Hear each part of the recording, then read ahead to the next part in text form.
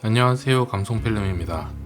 파나소닉과 함께하는 카메라 이야기. 오늘은 영상 촬영을 위한 카메라 액세서리들에 대해 이야기를 해보려 합니다. 파나소닉 카메라는 사진도 중수한 성능을 보여주지만 아무래도 영상 촬영을 위해 구매하시는 분들이 더 많죠. 처음에는 카메라와 렌즈만을 가지고 좋은 영상을 만들어 보기 위해서 노력하지만 점점 다양한 액세서리들에도 눈길이 가실 거예요. 여러분의 영상을 한층 더 업그레이드 시켜줄 기본적인 액세서리들을 살펴볼게요.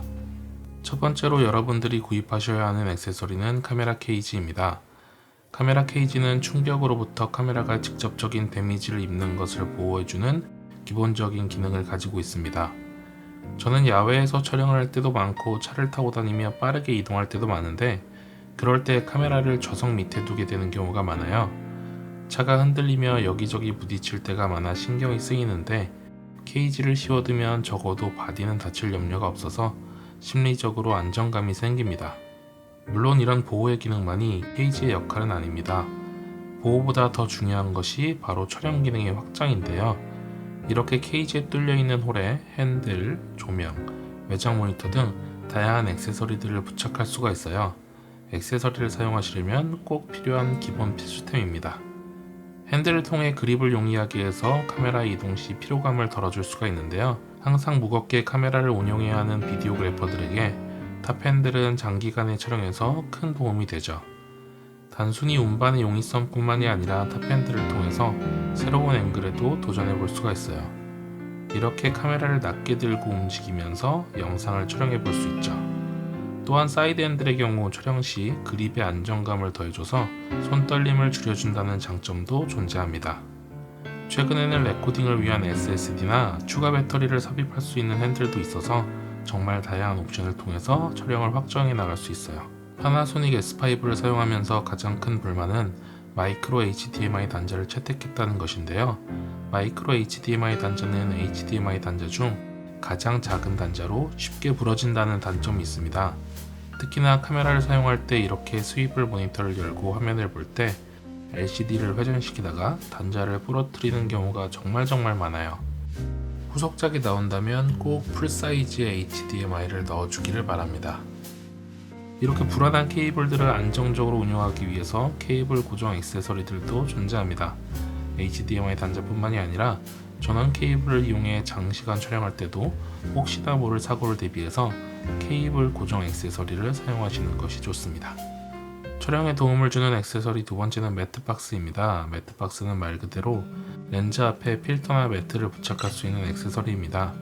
시네마 카메라 렌즈의 경우에는 필터의 구경이 매우 크기 때문에 일반적인 링 필터가 아닌 사각의 필터가 주로 사용이 되는데요. 그런 필터들을 사용하기 위해서는 매트박스가 필요합니다.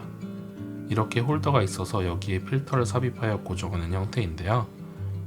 대부분의 미러리스 유저분들은 사각 필터보다는 링 필터를 사용하시기 때문에 굳이 매트박스를 쓰지 않으셔도 된다고 생각하실 수 있지만 매트박스는 또 하나 정말 중요한 역할을 합니다.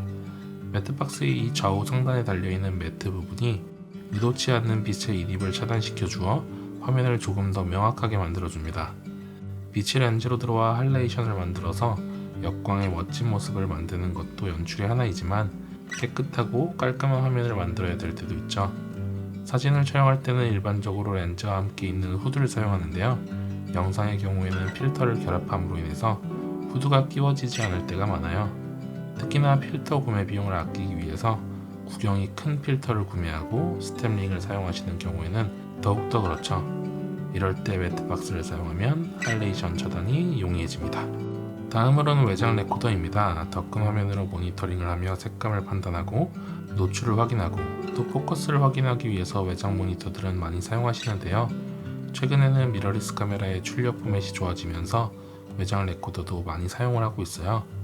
외장 모니터는 카메라의 HDMI 출력 단자를 통해서 정보를 받아 외부 저장 장치에 영상을 저장할 수 있도록 해주는 장비입니다.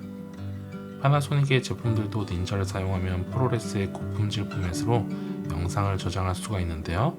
여기에 타사의 카메라 중에는 발열로 인해서 더운 날씨에 영상을 오래도록 촬영할 수 없는 경우 외장 레코더를 활용하면 촬영 시간을 늘릴 수도 있습니다.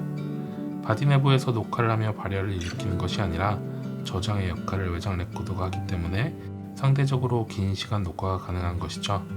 여기에 외장 레코더를 활용하면 저장의 폭도 넓어진다는 장점이 있는데요. 2박 3일 정도 촬영을 가면 메모리 카드 운용이 참 어렵죠.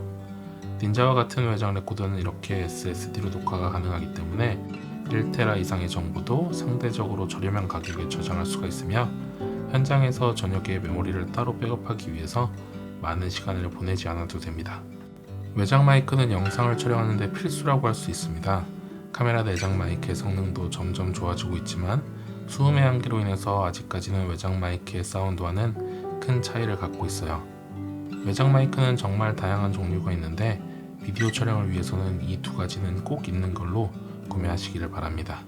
첫 번째는 쇼크 마운트입니다. 쇼크 마운트는 카메라를 들고 다니며 흔들릴 때 잡소리를 방지해주는 용도로 사용이 됩니다. 두 번째는 윈드스크린인데요. 윈드스크린은 이렇게 먼지떨이처럼 생겼어요. 마이크의 겉면에 장착해서 바람소리가 들어가는 것을 막아주는 역할을 합니다. 야외 촬영에서는 반드시 필요한 액세서리예요. 이 두 가지 액세서리가 없는 너무 저렴한 마이크를 사용하면 오히려 내장 마이크의 수음보다 안 좋은 경우도 있으니 꼭 확인하시기를 바랍니다. 더 좋은 사운드를 위해 3.5파이 단자의 마이크가 아닌 XLR 단자로 사용하는 마이크를 위해서 XLR 어댑터를 사용할 수도 있습니다. 파나소닉은 파나소닉 전용의 XLR 어댑터를 판매하고 있는데요. 파나소닉의 대부분의 카메라에서 사용이 가능하기 때문에 활용성이 매우 높습니다.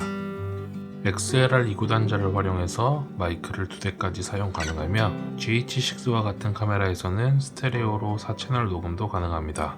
메뉴에서 4채널 마이크 입력을 ON으로 설정하면 화면에 다음과 같이 4채널이 표시되며 XLR 마이크의 오디오는 채널 1번과 2번에 녹음이 되고 내장 마이크 또는 외장 마이크의 오디오는 채널 3번과 4번에 녹음이 됩니다. 이렇게 두 개의 XLR 어댑터를 활용하는 것도 가능한데요. 하나는 카메라에 부착하는 형태의 지향성 마이크를 연결하고 다른 하나는 무선 마이크를 연결해서 스포츠 촬영이나 런앤건 인터뷰 촬영 등에서 불특정 다수의 목소리는 지향성 마이크로, 인터뷰를 하는 사람의 목소리는 무선 마이크로 녹음하거나 환경음을 녹음하고 사람의 목소리는 무선 마이크로 녹음하는 등의 확장성도 기대할 수 있습니다. 정말 기본적인 액세서리가 후반부에 나오는 것 같은데요. 삼각대의 중요성을 정말 말로 다 할 수가 없죠. 저는 총 3개의 삼각대를 가지고 있는데요. 첫 번째는 이 픽 디자인의 트래블 삼각대입니다. 이 삼각대는 가성비가 그리 좋다고는 볼 수 없어요. 가격이 상당히 비싸기 때문인데요. 그러나 막상 대체할 삼각대를 찾으려고 하면 또 딱히 보이지는 않아요.